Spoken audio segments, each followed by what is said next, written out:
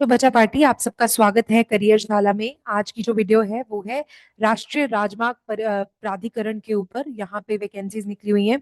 इसकी जो नोटिफिकेशन है वो हिंदी और इंग्लिश दोनों में है। मैं दोनों टेलीग्राम ग्रुप में डाल दूंगी, तो आप वहाँ पे चेक कर सकते हैं। So national highways authority of India में वैकेंसी निकली है। अगर आपको पूरी जानकारी चाहिए तो वीडियो को एंड तक देखना।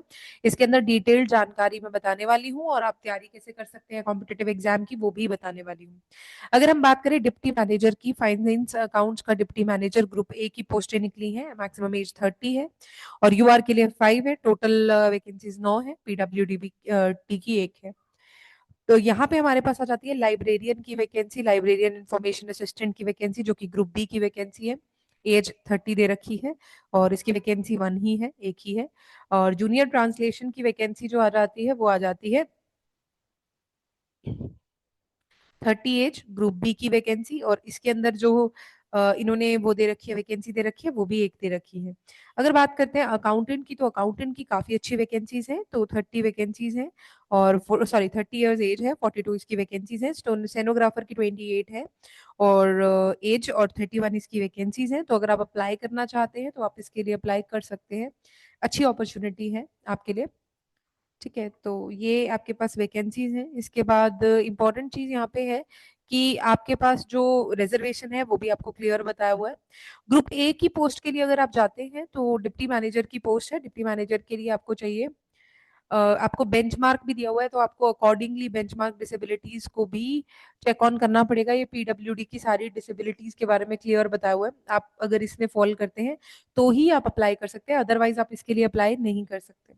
ठीक है, तो अगर आप बात करें कि आप अप्लाई करना चाहते हैं तो बहुत सोच समझ के अप्लाई कीजिएगा। ठीक है, इसके लिए आपकी जो एप्लीकेशन डेट है उसकी ओपनिंग डेट कल से हो रही है और इसकी लास्ट सबमिशन डेट 15 तारीख है, 15 दिसंबर है। तो आपको बहुत ध्यान से चीजों को करना पड़ेगा कि टाइम से आप इस फॉर्म को भर दीजिए। जरूरी नहीं है कि आपको परेशान होने की जरूरत है कि लास्ट तक ही भरेंगे। ठीक है, so crucial date for determination of eligibility is basically the ending date.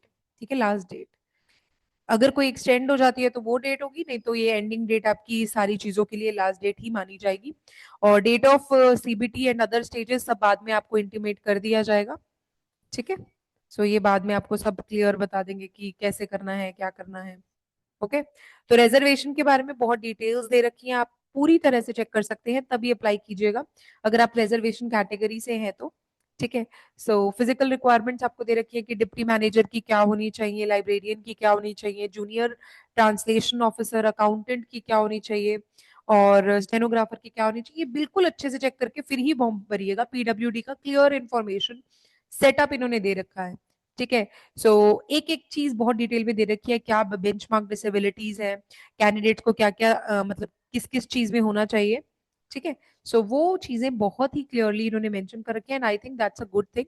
तो आपको भटकना नहीं पड़ेगा। ठीक है, रिजर्वेशन अगर आप चाह रहे हैं तो आपको रूल्स और नोटिस पूरा चेक करना पड़ेगा।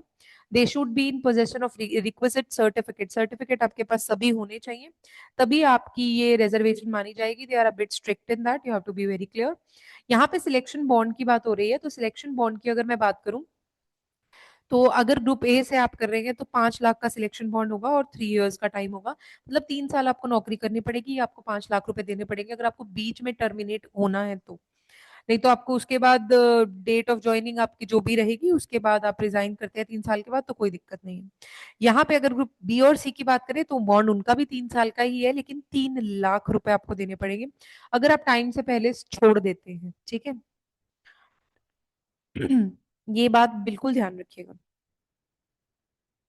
अब चलते हैं आगे। तो इम्पोर्टेंट चीज यहाँ पे ये है कि आपके पास जो भी रिक्वायरमेंट्स हैं उनके बारे में इन्होंने बहुत क्लियर दे रखा है। ग्रुप ए के लिए यहाँ पे मास्टर ऑफ बिजनेस एडमिनिस्ट्रेशन यानी कि एमबीए इनको चाहिए। ठीक है, और from a recognised university. Library के लिए बैचलर इन लाइब्रेरी चाहिए। जूनियर ट्रांसलेशन ऑफिसर के लिए हिंदी विद इंग्लिश चाहिए। Masters degree in Hindi with English, जिनको ये सब चाहिए। ठीक है, सो यहाँ पे आपके पास क्लियर है कि चीजें आपको दी रखी हैं, जो अगर आप इसके लिए एलिजिबल हैं तो अप्लाई कीजिए। अकाउंटेंट के लिए इनको चाहिए bachelor's degree from a recognised university and CA चाहिए, intermediate in chartered accountant. Intermediate in cost management accountant, अगर आप किसी में भी हैं तो आप इसमें अप्लाई कर सकते हैं। स्टेनोग्राफर के लिए बैचलर डिग्री चाहिए और dictation of 5 minutes at the speed of 80 word जिनको चाहिए, तो ये ध्यान रखिएगा, अगर आपकी है इतनी स्पीड तो गो फॉर इट। ठीक है, सो ये आपके लिए अच्छा अपॉर्चुनिटी है, आप इसके लिए जा सकते हैं। The candidate should possess essential qualification at the time of online application, आपके पास सारे सर्टिफिकेट्स होने चाहिए, बाद के नहीं होने चाहिए, जैसे अभी मैं कंटिन्यू कर रहा हूँ आगे आ जाएगा वैसा वाला नहीं होना चाहिए। सारी मार्कशीट्स होनी चाहिए, everything should be in proper time slabs. और ये आपको रिलैक्सेशन एज का बताया हुआ है कि अगर आप एससी हैं एसटी हैं तो आप इसके लिए अप्लाई कर सकते हैं।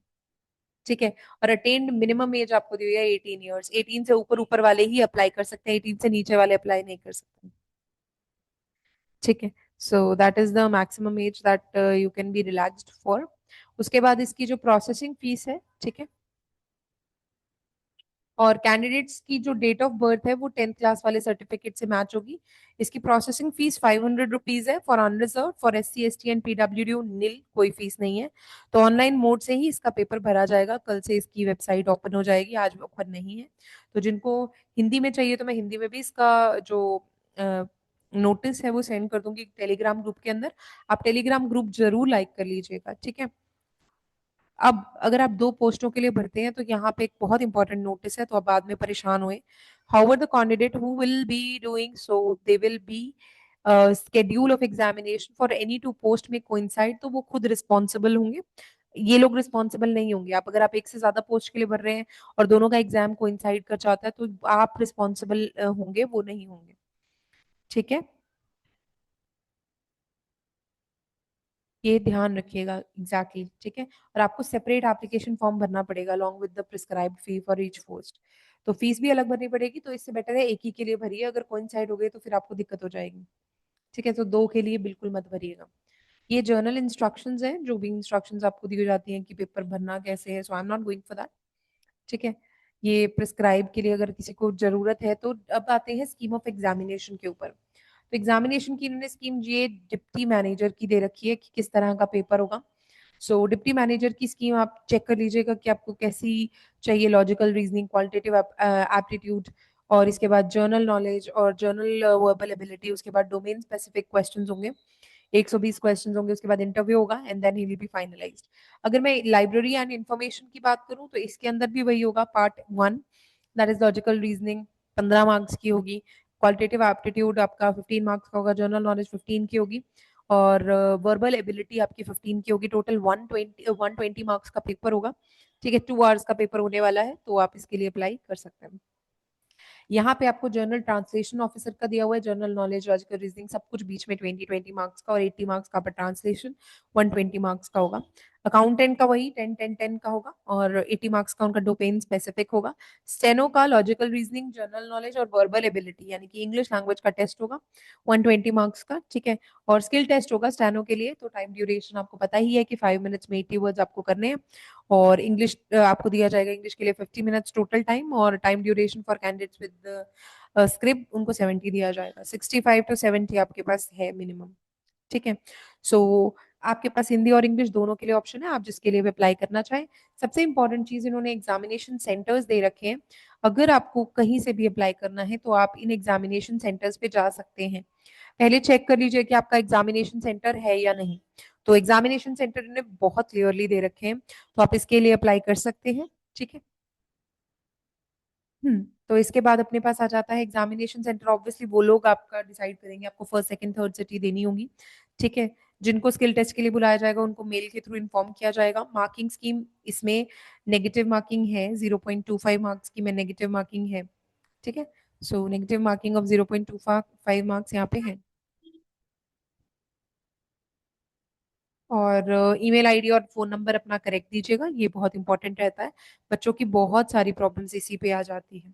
ठीक है, एडमिट कार्ड स्टेज पे selection process will not be send by post, कोई पोस्ट नहीं आएगा तो आपको देखना पड़ेगा, वो आपको पता ही है। और सेंटर्स पे बायोमेट्रिक होगी, आपको बेसिक इंस्ट्रक्शंस दी हुई है सेंटर के बारे में। ठीक है, और आपको लेकर जाना है प्रिंटेड कॉपी वगैरह, तो वो ध्यान रखिएगा।